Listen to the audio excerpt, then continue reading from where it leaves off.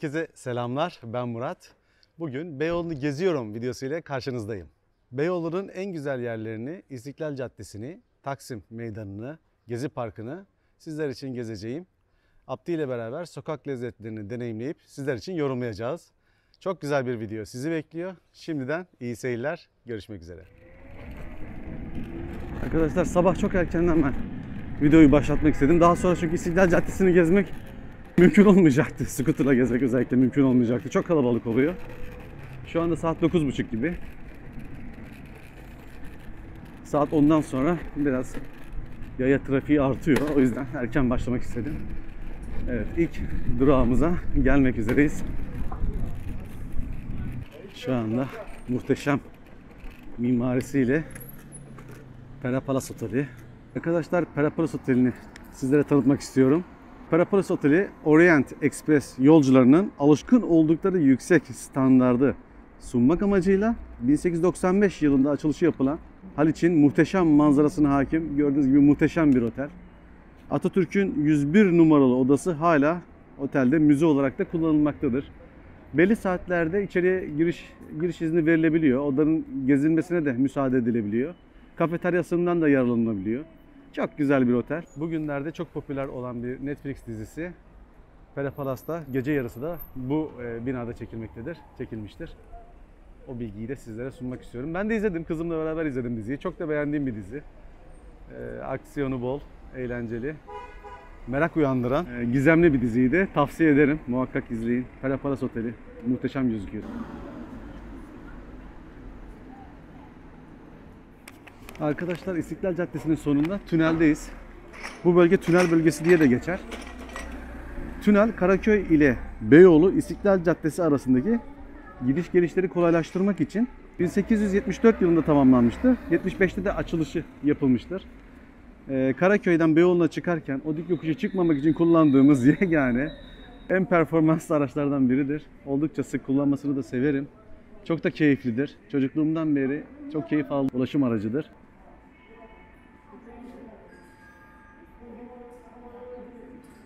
Yaklaşık 2-3 dakika içerisinde kendinizi hemen İstiklal Caddesi'nin sonundan tünelden Karaköy'e inerken bulabilirsiniz. Aynı şekilde çıkışta da yine 2-3 dakika içerisinde çıkabilirsiniz. Çok kullanışlı. Tam tünelin karşısında Midpoint var.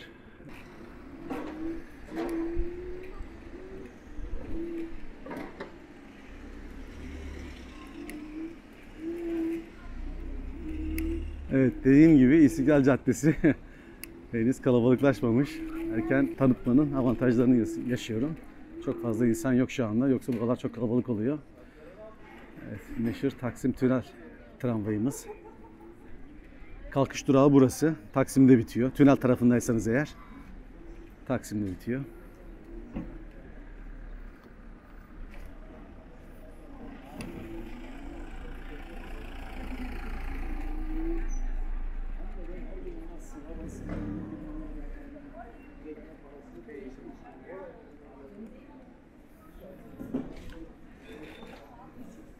Narmanlı Han'ı izliyorsunuz.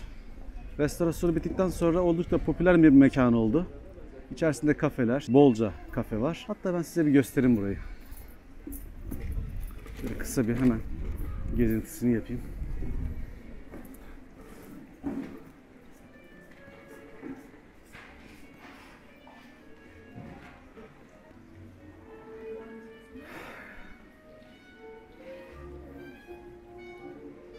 Vincent Gratel, İllüzyon Müzesi. İçerisinde fast foodlar, kahve dükkanları, içki dükkanları, Starbucks. Harika bir yer. Çok güzel bir atmosferi var buranın. Tavsiye ederim.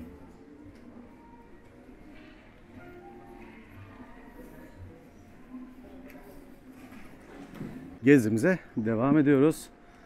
Sıradaki durağımız bakalım neresi? Ya İstiklal'in her yeri çok özel de ben belli başlı birkaç tane yeri anlatmak istiyorum sizlere. Ama yavaş gidip dükkanları da sizlere göstermek istiyorum. Mağazaları sizlere tanıtmak istiyorum. Çok keyifli bir yer. Her gün yürüyorum, her gün. Şunu da söyleyeyim, İstiklal'in başıyla sonu arası yani tünelden Taksim'e yürüme mesafesi 1,4 kilometre. Ben git gel yaptığım zaman işte 2,8, 3 kilometreye yakın bir mesafe oluyor. Yani 2 tur atarsanız 6 kilometre gayet yeterli ama korona zamanında burada yürümek istemiyordum çünkü çok kalabalık. Burası güvenlik önlemlerinden de anlaşılacağı üzere Rusya konsolosluğu. Evet arkadaşlar. Suriye Pasajı. Suriye Pasajı 1908 yılında inşa edilmiş bir bina. Zamanın en karakteristik yapılarından biri. Hala da güzelliğini korumakta. Şunu da söyleyeyim. Aslında ben bu geziyi çıkmadan önce bazı araştırmalar da yapmıştım. Bu bina elektrik ve hava gazının ilk bağlandığı binaymış, pasajmış. Şu anda da Instagram paylaşımlarında oldukça popüler bir mekan. Ben de eşimin resimlerini bolca çekmiştim. Çok güzel resimler çıkıyor. İkinci katında özellikle bir bölüm yapılmış. Instagram paylaşımlarının yapıldığı bir bölüm. Altında da yine meşhur Parole ya da Parol kafe var. Restoran var. Bu da İstiklal'de gelinmesi, tadılması gereken bir yer. Evet, tramvay da şu anda önümüzden geçiyor. Harika bir görüntü. Parol kafeyi de sizlere göstermek istiyorum. Şimdi bir diğer durağımıza gidebiliriz. Artık İstiklal'de sabah erken yürüyeceğim. Tramvay hızında gidiyoruz.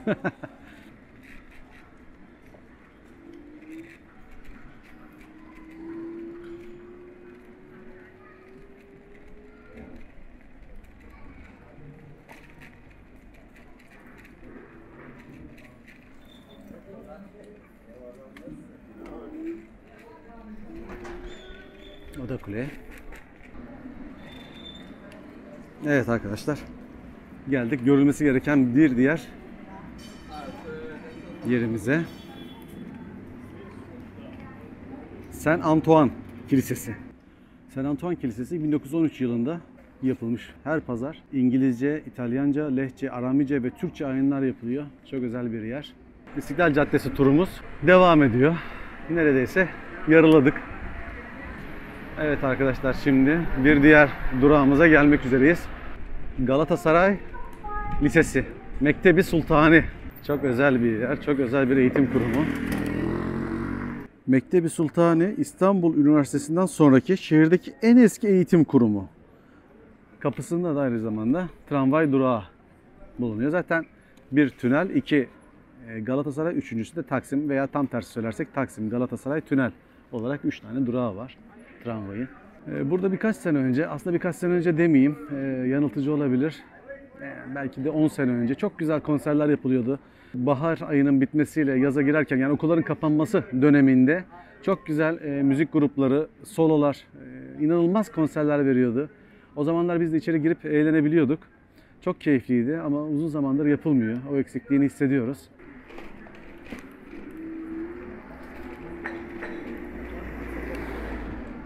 Arkadaşlar size balık pazarından biraz bahsetmek istiyorum. Balık pazarını hatta göstereyim. Biraz da içerisinde kullanayım.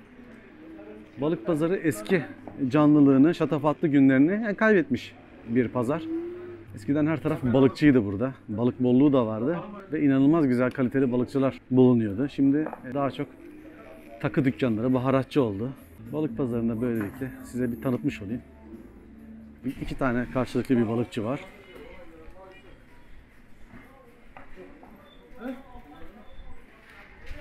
Şampiyon kokoreç. Eskiden yukarıdaydı, şimdi aşağı taşındı. Cumhuriyet Meyhanesi oldukça meşhurdur yine balık pazarının çıkışında.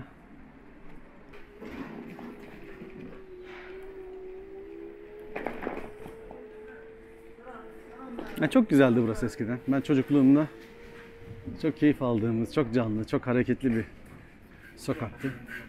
Eski günlerini arıyor. Umarım eski canlılığına tekrar kavuşur. İşte, ülkenin biraz da ekonomik krizi yani bu tip dükkanları da etkiliyor. Kiralar çok yüksek. Fiyat artırmak zorunda kalıyorlar. Bu sefer ürüne olan talep azalıyor. Eli çıkmaz yaşıyor esnaf. Umarım her şey düzelir. Golden midyeci var girişte.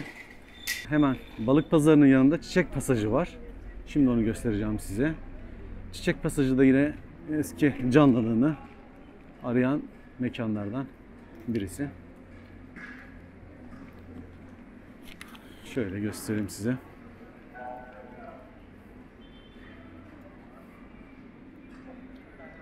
Evet arkadaşlar, İstiklal turumuza devam ediyoruz. Tarihi Galatasaray hamamına da yine bu sokaktan giriliyor. 150-200 metre ilerisinde. Grand Pera'nın önündeyiz. Gerçekten muhteşem gözüküyor. Grand Pera ilk Türkiye Güzellik Yarışması'nın yapıldığı yer. Öyle bir özelliği var buranın. İçerisi de çok güzel yenilendi. Restorasyonu yapıldı. Çok şık bir bina. Gezmenizi, görmenizi tavsiye edeceğim bir bina. Madame Tussauds Müzesi'nin önündeyiz. Grand Pera binasının hemen altında Madame Tussauds Müzesi bizi karşılıyor. Madame Tussauds Müzesi de ünlü kişilerin bal mumu heykellerinin yapıldığı, ziyaret edilmesi gereken özel yerlerden biri. Bununla ilgili de giriş bilet fiyatları şu anda aklımda değil. Skuterumu bırakıp içeri de giremiyorum. Ben bunu öğrenir, açıklamalar kısmında da yazarım. Fiyat bilgisini de size sunarım. Arkadaşlar, İstiklal Caddesi'ne geldiğimiz zaman buluşma mekanlarında benim için tek bir adres var. Hüseyin Ağa Camii'nin önü. Evet, o meşhur Hüseyin Ağa Camii'ne geldik. Küçük, güzel bir cami. Buluşma noktalarının vazgeçilmezi olan bir yer. Hemen size şöyle uzaktan bir görüntüsünü de vereyim. İçerisinde küçük bir şadırvanı da var. İstiklal Caddesi'nin üzerindeki ilk camiydi. Şimdi yeni büyük cami yapıldı.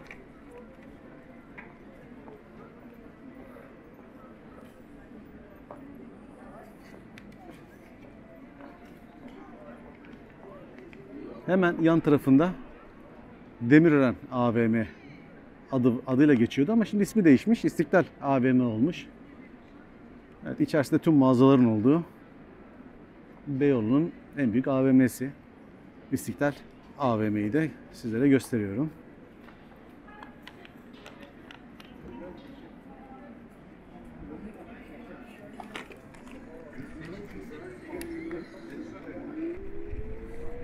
Evet, tramvay yoluna attık kendimizi. Şu saatte buralarda sürmenin keyfi inanılmazmış. Öğlenleyin burada elimde zor giderim, yani öyle söyleyeyim size, kalabalıktan. Öğlenleyin Abdi ile buluşacağız. O zaman da size gösterebilirim. Abdi niye yok arkadaşlar, onu da söyleyeyim. Abdi iş yerinde çok yoğun çalışıyor. Bugün izin alamadı. Ama öğlenleyin benimle beraber olacak. Sokak lezzetlerini deneyimlerken yine bana kendisi eşlik edecek, sağ olsun. Yorgun yorgun gelecek, beni kırmadı. Ona da teşekkürlerimi iletiyorum. Videoyu izlediği zaman da bunları duymuş olur. Abdi, özleniyorsun Abdi. Tek başıma zor oluyor. Evet. Size kısaca da bir Taksim Kilisesi'ni göstereyim.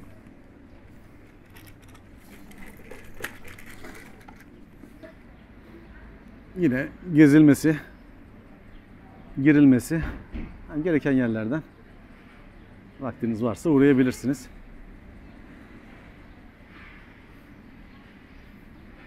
İstiklal Caddesi turumuzu neredeyse bitirdik arkadaşlar. Son bir yerden daha bahsetmek istiyorum. Hemen zaten önümüzde. Fransız Enstitüsü. Burada Fransızca kurslar veriliyor ama içerisinde çok güzel, kimsenin bilmediği harika bir kafe var. Yani buraya gelmenizi tavsiye ederim.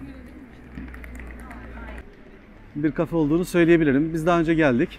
Çok beğendik. Kimse de bilmiyor. İçerisi de yani çok kalabalık da değil. İstiklal'de böyle bir mekan olduğu pek bilinmiyor. Arkadaşlar, İstiklal'in sonuna geldik. Şimdi bizi Taksim Meydanı karşılıyor.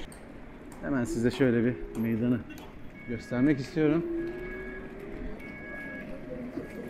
Evet. Şöyle bir meydanı göstermek istiyorum. Barış Büfe, Taksim Döner, Kızılkayalar, Öztürkler.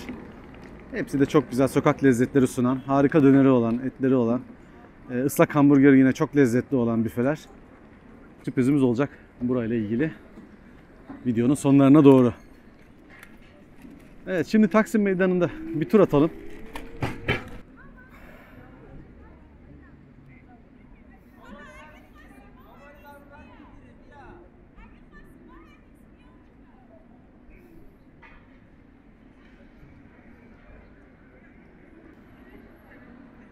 Arkada gözüken Taksim Kilisesi. Burada gözüken Taksim'in son yapılan büyük camii. Kozmopolitan bir bölge. Sıra servilere doğru giden yol. Atatürk Kültür Merkezi. İnşaatı bitti. Harika oldu. Teşekkür ederiz yapanlara.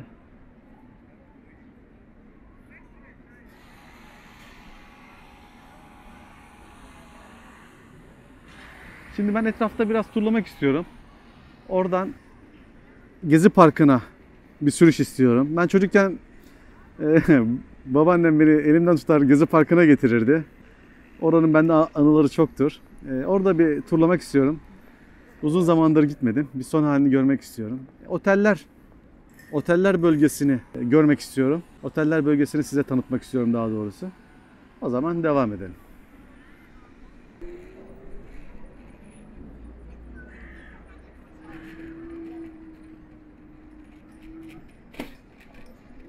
Arkadaşlar siz de İstanbul'u benimle beraber geziyorsunuz, benimle beraber tanıyorsunuz. Başka tanımak istediğiniz semtler varsa muhakkak bana yorumlarda yazın. Murat abi ben burayı görmek istiyorum, burada şunu yemenizi istiyorum, şunu tadımlamanızı istiyorum derseniz biz geliriz oralara. Yakın olan yerlere her zaman söylediğim gibi yürüyerek, elektrikli skuterimle, daha uzak yerlere arabamla muhakkak gelirim. Onun da bilgisini verin. Yani görmek istediğiniz akrabalarınız yaşıyordur, işte sizin için özel bir anlamı vardır. Buraları bana yazdığınız zaman ben muhakkak giderim oralara arkadaşlar. Müsaitim ben. Bugün kendi evime yakın bir bölgeyi, Beyoğlu'nu, İstiklal Caddesi'nin Taksim Meydanı'nı, Gezi Parkı'nı tanıtıyorum. Hem de bana gezilecek yerlerle ilgili de fikir çıkmış olur. O yüzden yorumlarda muhakkak bekliyorum. Eğer videomdan da hoşlandıysanız, siz de keyif aldıysanız scooter üzerinden Beyoğlu'nu gezmekten, o zaman bir beğeni bırakırsanız sevinirim.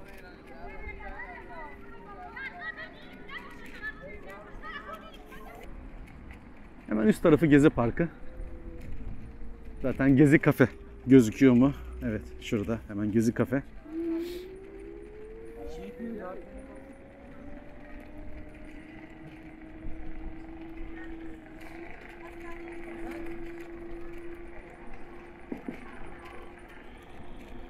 Yani skuterum da şu anda tek motorda 25-26 km hızlarla gidiyor. Onun da bilgisini vereyim size. 60-70 km civarında da menzile sahip. Şu ana kadar çok fazla bir yol yapmadık. 3-4 kilometre olmuş. Şarjım full gözüküyor. Teknik bilgileri de eğer sormak isterseniz onu da yine yorumlarda belirtin. Scooter'la ilgili merak ettiğiniz her şeyi cevaplandırırım.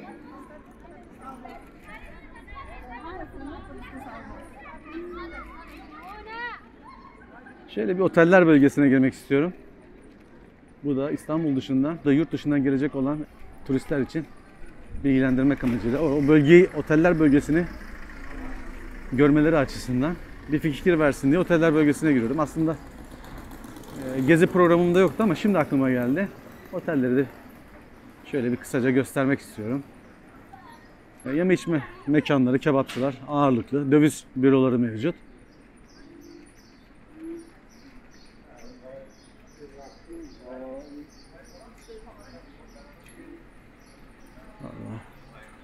Allah ismini okuyamayacağım. Şöyle bir mekan, otel.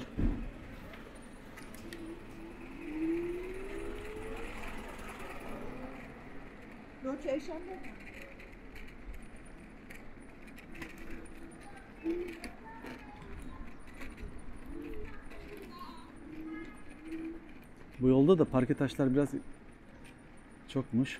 Asfaltsız bir bölge. Umarım kamera çok bozulmuyordur. Hemen karşıda Nova Plaza var. İsimlerini de söyleyeyim. Midtown.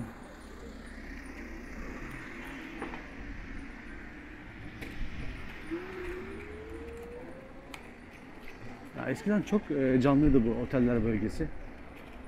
Şu anda sanki biraz sakin ama sabah erken olduğu için de olabilir. İlerleyen saatlerde belki daha yoğunlaşıyordur. Lamartine Otel. Yine Green Park Otel. Golden Age Otel.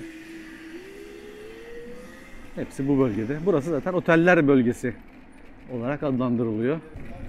Evet arkadaşlar, oteller bölgesini de şöyle kısaca bir tanıtayım dedim. Şimdi Gezi Parkı'nı gezmeye gidiyoruz. Bakalım son hali nasıl olmuş, ben de merak ediyorum.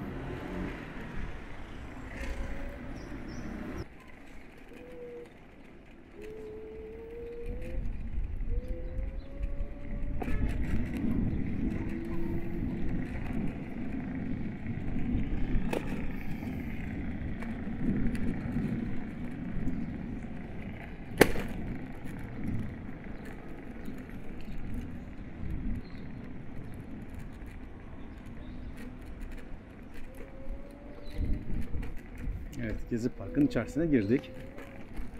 Eyvah, biraz yolları bozukmuş. Çok sallıyor mu acaba?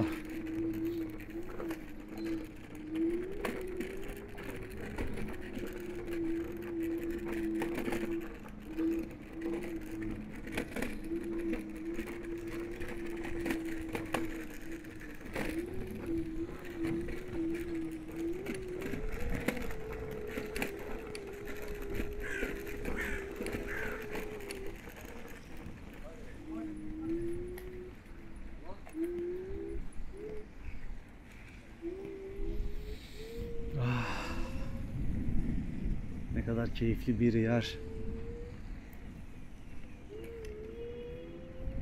Ağaçlar yeni açmaya başlamış, yemyeşil.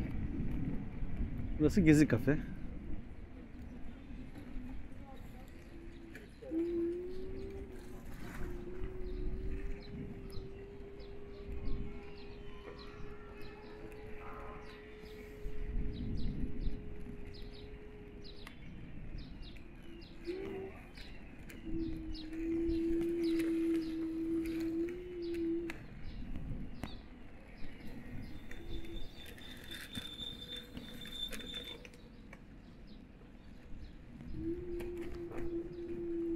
Bizim çocukken geldiğimiz park değil, bu sonradan yapılan bir park.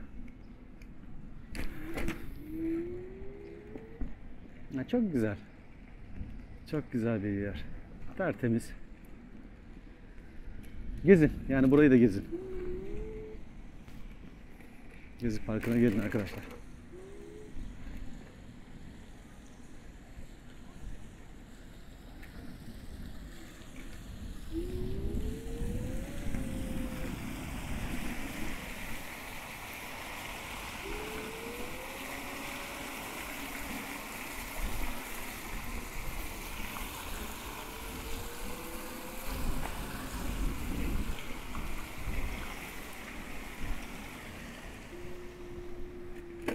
Bir de diğer tarafını görmek istiyorum.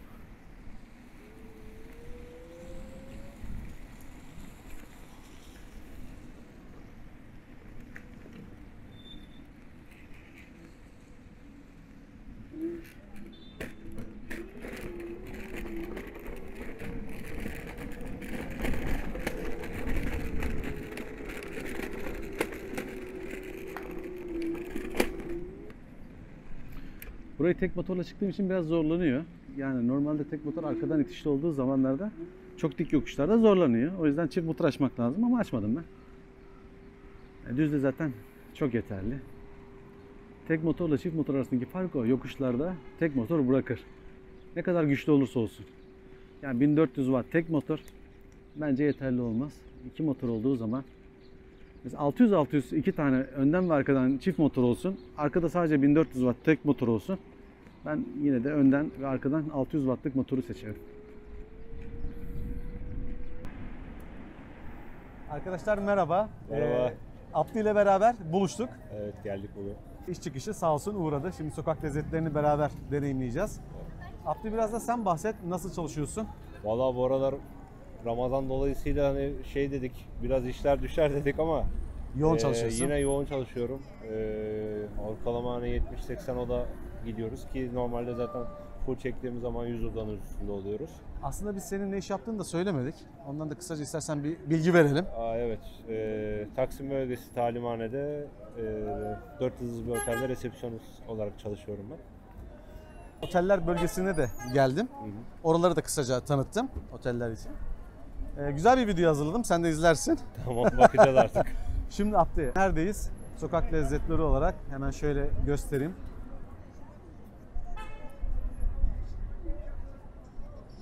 Taksim büfelerin önündeyiz. Büfelerin önündeyiz. Meşhur zaten dönerciler. Bugün bir döner yiyelim diyorum. Ne dersin? Tamam. Ama üstüne de tatlı olmadan olmaz herhalde. Oo süper. Şunu da söyleyeyim. Sen zaten diyettesin. Aynen. Onun için hafif bir tatlı yemek lazım. Hafif bir tatlı yiyeceğiz. Onun ben programını yaptım sana Tamam. söylemeden. Ben de bugün sabahleyin 8.30 gibi kahvaltı yaptım. Çok hafif bir kahvaltı yaptım. Elektrikli skutere çıkmadan. O yüzden ben de kurt gibi acım. Bir dürüm döner deneyelim. Tamam. Ondan sonra da güzel hafif bir tatlı yaparız. O zaman hangisinden alalım Abdi? Kim çağırırsa ona gidelim abi hadi. Hadi gidelim. Arkadaşlar sabahleyin İstiklal'i gezerken görmüştünüz ne kadar boş diyeceğim ama tam boş değildi ama yani çok azdı insan sayısı.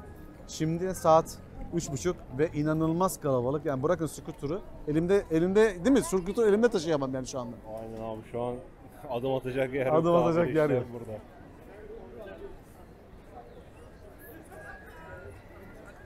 Şimdi merak ediyoruz. Bakalım bizi kim çağıracak?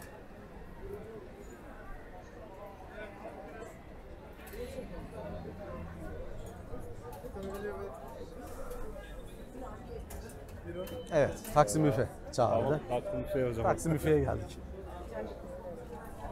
Hoş bulduk.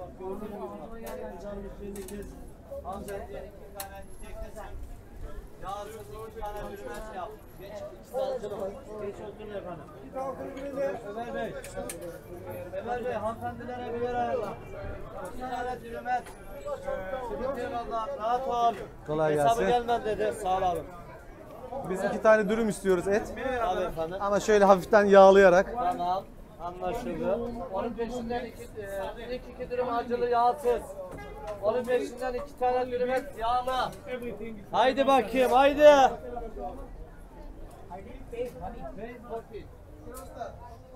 Evet gençler. Aylar bayanlar merdivenden kayar. Islak hamburgerler de yani çok iyi gözüküyor. Aynen abi. İnci gibi dizmişler sanki bir şey. Altın satılan yerlerde parlar yani. Döner de iyi değil mi? Çok iyi gözüküyor. Yağsız. O zaman hazırlayıp tadıma geçelim. Evet.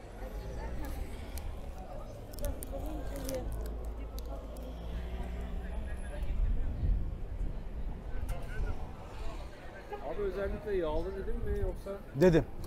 Zaten yağ da etin üstüne kapladılar şeyini. Dürümü ince. Çok ince dürümü var.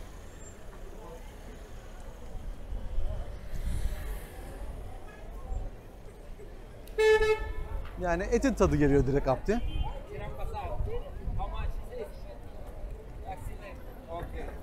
Devamlı kesildiği için de eti yumuşacık, kuru değil. Yağlandığı için de inanılmaz güzel bir aroması var.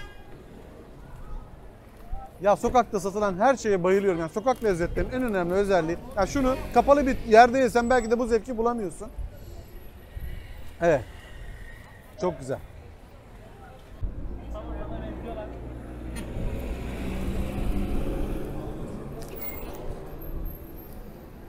Ya birbirimizi çekemedik. Bir an önce başlamak istedik. İkimiz de çok acız ve çok lezzetli. Ama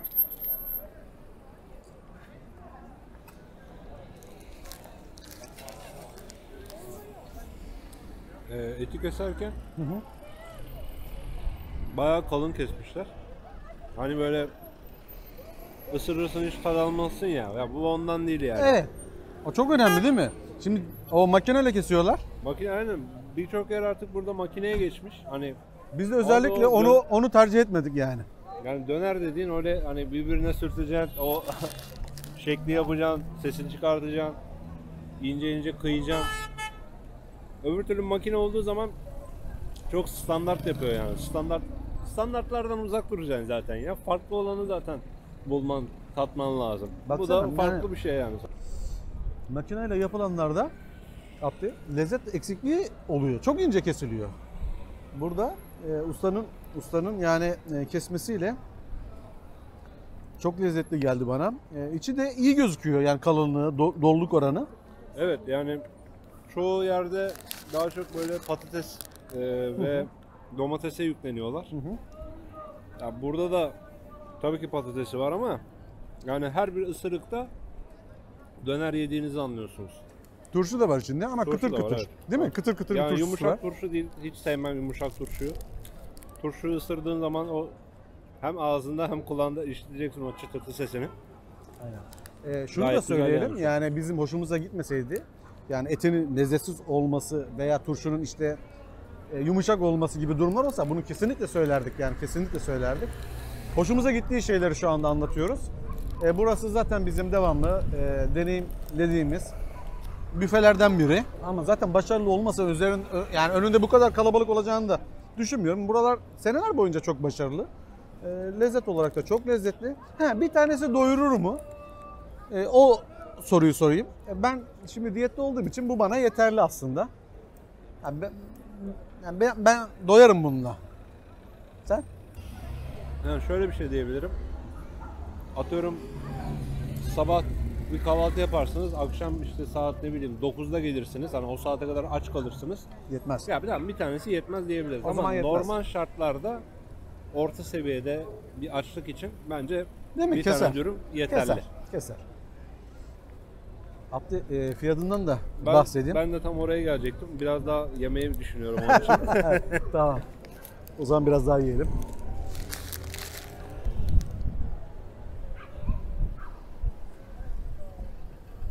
Yani fiyatları şimdi karşılaştırma yaparken Devamlı plakalar açıyoruz. Oturun. Aracı bulunduğu yerden kaldırın.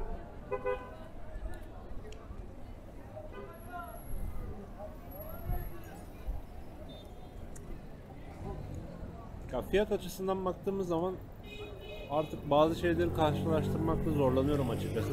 Çünkü her şeyin fiyatı her an değişiyor, yükseliyor. Onun için hani bu ucuzdur ya da bu pahalıdır diyecek Diyemiyoruz. durumda değiliz. Ama makul seviyede eğer düşünürsek fiyat 30 lira. Evet. Bence 30 lira bu ürün için gayet Bence normal de. yani. Bence de. Bu için normal. Evet yani o içi boş dönerlerden değil. Değil. Gayet fiyatını hak eden, lezzeti de var. Tabii tabii. Eti hissediyorsunuz Eti yani. hissediyorsun aynen. Özellikle zaten dış kısmına da yağ sürdü. Bayağı lezzet kattı değil mi? Bayağı lezzet kattı açıkçası şeye, Lavaşa. lavaşına. O da ince. Zaten kalın Lavaş da değil. ince zaten. Hani yediğiniz zaman ekmek mi yiyorum hissine kapılmıyorsunuz. Dediğimiz gibi her ısırıkta etin lezzetini, etin tadını alabiliyoruz. Bence sağlıklı da zaten hem et hem de ince bir lavaş değil mi? Yani çok da sağlıklı. Yani fiyat performans olayına gelirsek ben başarılı buldum. 8,5.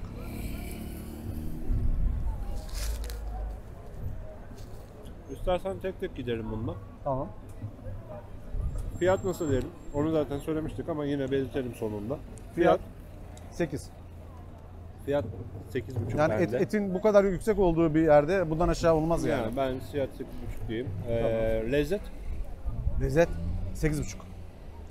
Lezzet ben de 8,5 diyorum. Gayet güzel. Fiyat Fiyat performans performans. dersek 8,5. fiyat performans ben 8 diyorum. Tamam. Evet şimdi bunları bitirelim.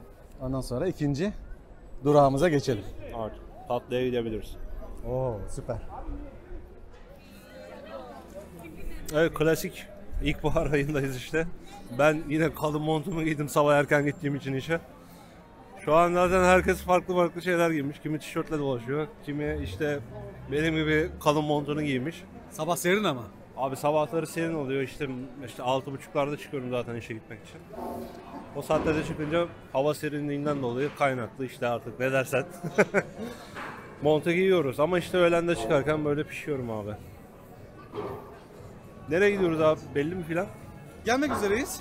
Saray muhallebicisini düşünüyorum Abdi. Saray muhallebisi. Evet. Tamam. Uzun zamandır yemediğim kazan dibini düşünüyorum. Ama tabii rejimde olduğumuzdan dolayı çok ağır tatlılara yönelmeyeceğiz. Aynen şerbetli tatlıdan uzak. Hani sütlü Şerbetliden tatlı. uzak, çikolatadan uzak. Sütlü tatlı bizim için iyidir. Zaten bu mesela yediğim dürüm üstüne de bir sütlü tatlı beni artık akşam yemeğinden alıkoyar. Yani ben de artık akşam yemeği yemem öyle gözüküyor. Zaten saatlerimize bakarsak saat 4'e geliyor. Bu saatten sonra 6'da, normalde 6'dır benim yemek saatim. 6'dan sonra bir şey yapmam ama 6'ya kadar da acıkmayacağıma göre artık bir ara öğün tarzı bir şey yapmam lazım. Bu sefer geç yattığım için karın çok acıkıyor.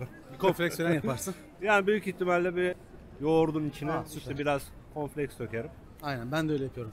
Çok açsam eğer. Abi dün bir şey denedim, onu söyleyeyim bu arada. Süt içine bir tane Bim'den alınmış yanılmıyorsam. Yine böyle sütlü bir reçel var. Kahverenginde. Süt reçeli mi? Ha, süt reçeli zaten aynen. İsmi süt reçeli diye geçiyor. Onun içine bir kaşık döktüm. Karıştırdım sütle birlikte. İnanılmaz bir tat verdi. Yani normalde sütle süt reçeli işte hani ikisi de aynı şey, nasıl karıştırırsın da tat verir mi falan filan diye düşünürsün de. Evet. Ya mükemmel oldu. Yani eğer şansınız varsa böyle bir şey yapmak için bence mutlaka denemelisiniz. Öneririm yani. Bu da güzel bir tarif oldu. Zaten mesela sen şeyi de çok iyi yapıyorsun. Trilçeyi değil mi? Süt. Trilce en Trilceyi- sevdiğim tatlılardan biridir. Onu çok güzel yapıyorsun. Ama uzun zamandır onu da bıraktık tabi. Yani hem yapımı kolay hem aşırı lezzetli. Yani üstündeki şeyi azaltırsan, karameli azaltırsan çok da aşırı bir kilo yapıcı Tabii tabii özelliği çok yok. hafif bir tatlısı. Çok hafif bir Ya, tatlı. sütle yapıldığı için zaten.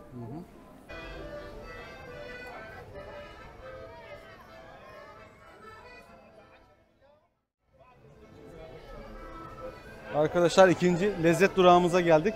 Saray muhallebicisi.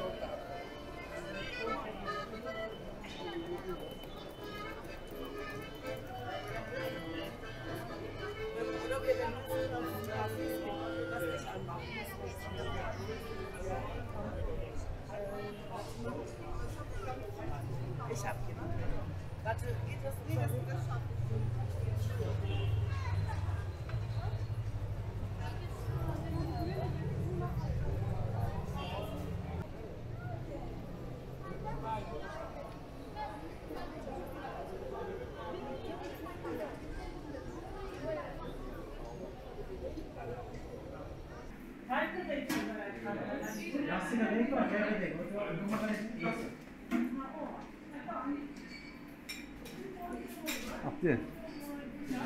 Bu da favorilerimden ayva tatlısı.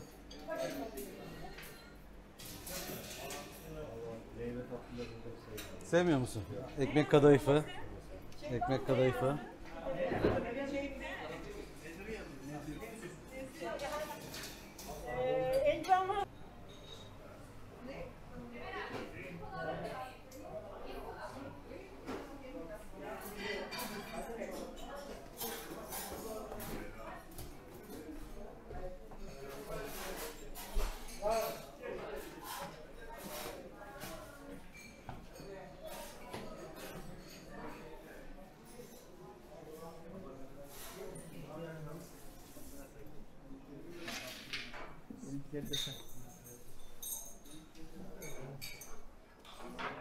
Evet, yerimiz de güzelmiş.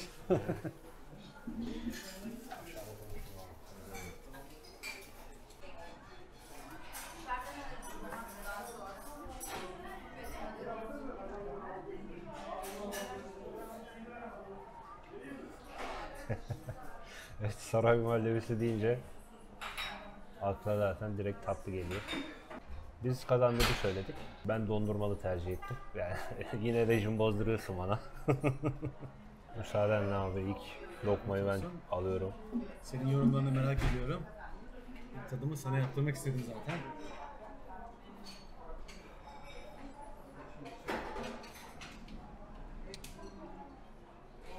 Yani o kadar ince yapılmış ki yani içindeki o malzeme böyle tam olarak yapılış şeklini açıkçası ben de bilmiyorum ama normalde ısırdığınız zaman hani ağızda böyle bir tutam kalır. Ama bu çiğnedikçe hatta dilinizin yardımıyla bile ağızda eriyor yani. Kalmıyor. Öyle kalmıyor bile. Yani mükemmel bir tadı var yani. Özellikle şimdi bir de dondurmamdan alıyorum.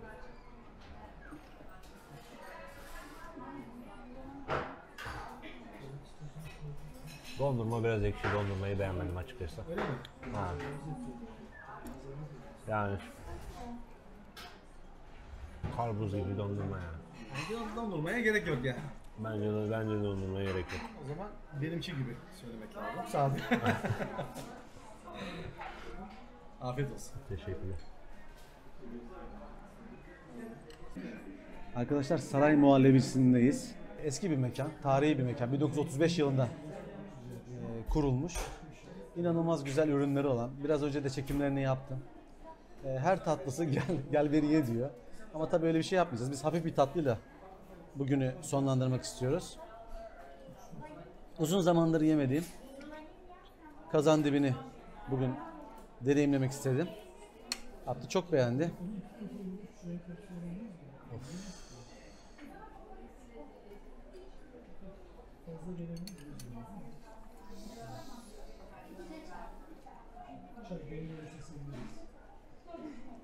Abdü kendi kendine gidiyor.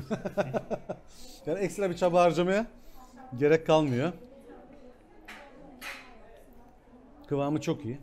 Çok taze. Bakar mısınız?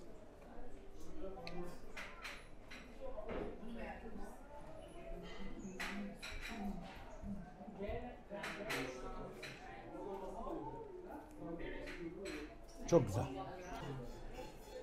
Abdü ben bunu anlayamadım. Bir daha deneyimleyeceğim. Arkadaşlar bu güzel tatlının üzerine bir keyif çayımızı söyledik. Evet arkadaşlar şimdi gelelim sonuca. Yediğim kazandibi 32 lira. Çay da 9 lira. Fiyat performans sonucuna gelirsek fiyat 10 üzerinden 7. Lezzet 10 üzerinden yine 8.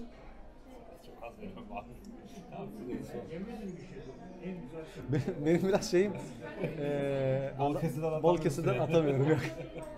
Anlatırken böyle daha bir şeymiş gibi ama en son sonuca gelince Tamam o zaman düşünce olarak da fiyat performansı. 8. Seninkini merak ediyorum. Biraz daha iyi çıkacak galiba.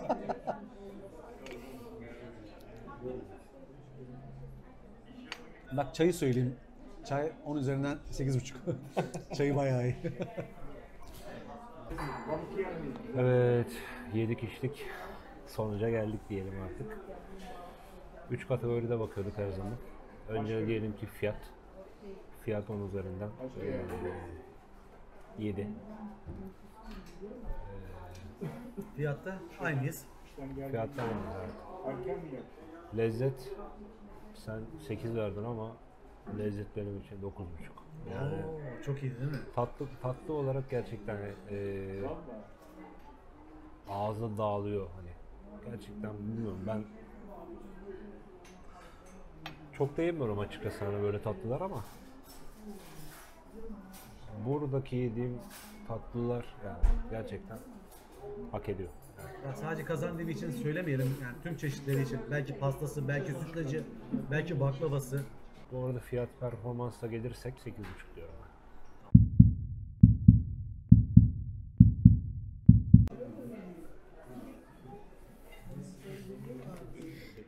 Arkadaşlar bugün Beyoğlu'nu geziyorum videosu ile karşınızdaydım.